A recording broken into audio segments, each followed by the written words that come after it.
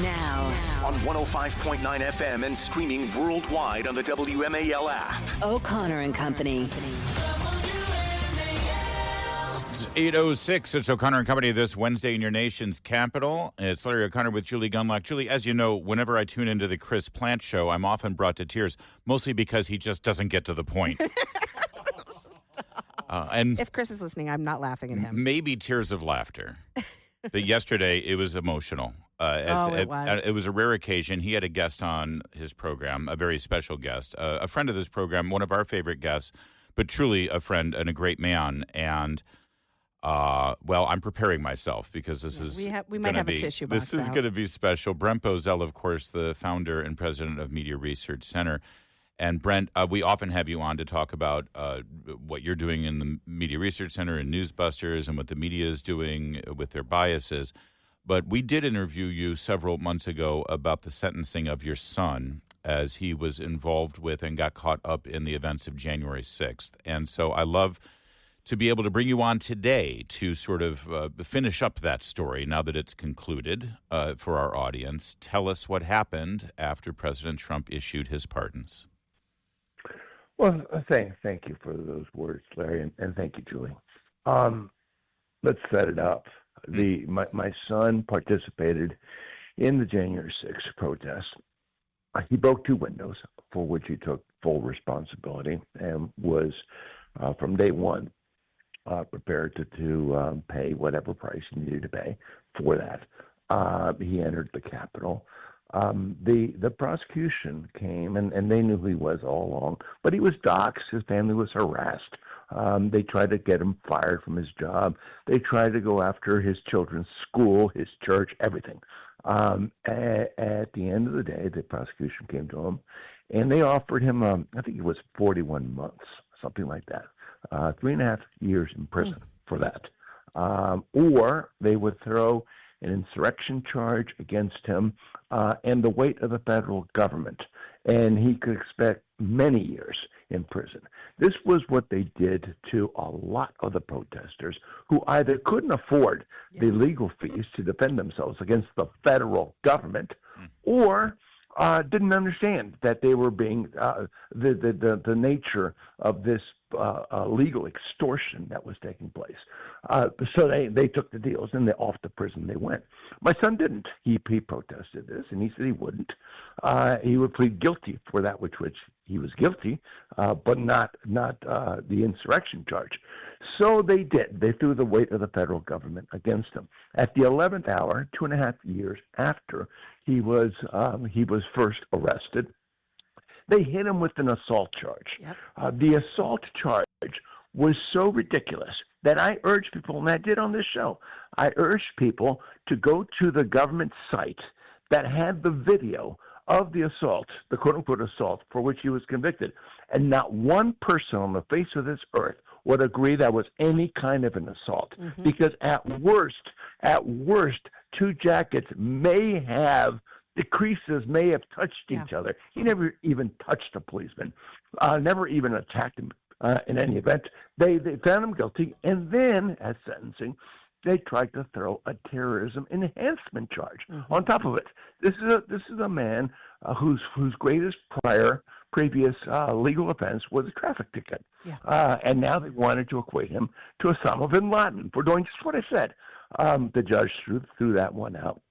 He was sentenced to 45 months in prison. Well, this is a man with a wife, with 3 little girls, and off to jail he went. Off to prison he went for 45 months for doing that. So he is one of the hundreds or thousands who were oppressed, was put in. I don't say he was put in prison.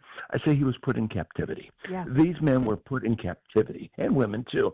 These men and women were put under the city of Washington D.C. Folks, during the Iran-Contra war in Nicaragua, in Managua, they had this prison underneath the city called El Chipote. And that's where mothers knew their sons were, wives knew their husbands were, fathers knew their children were. And yet they sat there and they stunk underground. We had prisoners there for 500 days without having due process. This was a tyrannical action. I am so glad it's over. Thanks to God. Hat tip to Donald Trump. Well, Brent, listen, I'm so excited for you as well. And we want to hear about your son and how he's feeling, how he's doing this morning. And I'm so glad that he's home with his wife and 3 kids. But I want to also make a point here. You hear people saying that, fine, Trump can pardon those that were nonviolent, but the people who were violent, they should go to jail. You see this on the right as well. People saying this isn't normal, we shouldn't do this. But when you hear your story, this is why it's so important, Brent. When you hear your story of what your son was charged with, and this sort of trumped up charge of assaulting a police officer because 2 pieces of clothing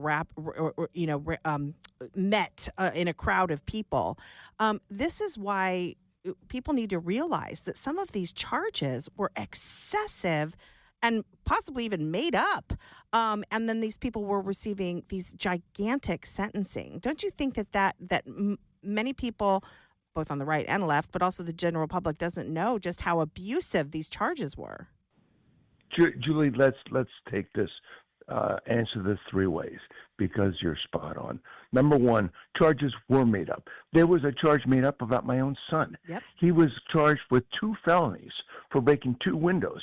It was only the judge who caught buried in the Justice Department's report. They had the cost of the replacement of one of the windows. It was a misdemeanor, not a felony. Yeah. He offered to call for a mistrial of that charge right there. They knew what they were doing. They absolutely knew what they were doing. An assault charge. I didn't know. I'm not a lawyer.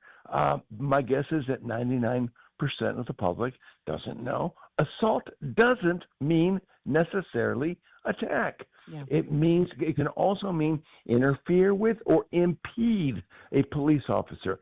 Then in my son's case, the judge went out of his way to address the courtroom, and he aimed his remarks specifically at the police, and he said, I want everyone to know Mr. Bozell never attacked a police officer. So it was impeding. So that's what a quote-unquote assault is concerned.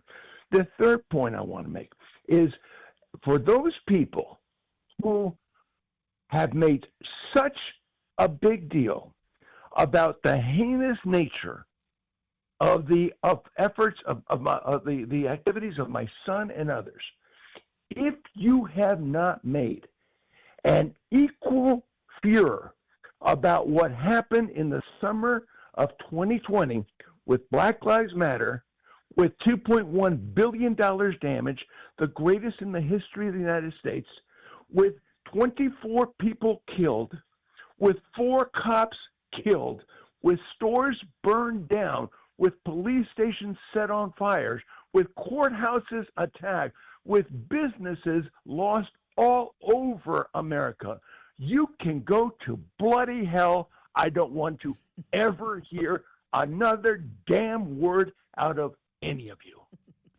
Brent Bozell, I'm so happy for you. And I'm glad, and I feel your righteous indignation, and you have every right to feel every ounce of it. Are Joe and Mika going to have you on to talk about this by any chance? Because they're doing a lot of coverage. They're covering. I mean, I'm looking now. They're on the pardons again. It's all they're talking about, Brent. I mean, you'd be a great guest, I think. Do you remember the movie Scanners? That's when the guy's head exploded. Yeah, it explode. I can see Joe and Nico doing that. I can see about most of CBS, ABC, CNN, PBS. They're all doing that right now. I love it. If you've seen Joe's hair lately, I think it is incredibly evoking that exploding head look. But I am so glad your son. Holy moly! I really do. There's some sexual issues on that one. Okay. Maybe Joe will be doing OnlyFans. Stop. All right. Brent Bozell, we'll leave it there. We are thrilled that your son is back and home, and send him our love. And by the way, real fast, is this the end, or is he considering some kind of action? I want it to be the end. Okay. Enough is enough. Fair enough. All this. Fair enough. Let him enjoy his family. All right. We shall move on.org. Thank you, Brent. Thanks, it's 8:16. Let's get to Jamie Whitten in the Hadig Carpet Cleaning Traffic Center.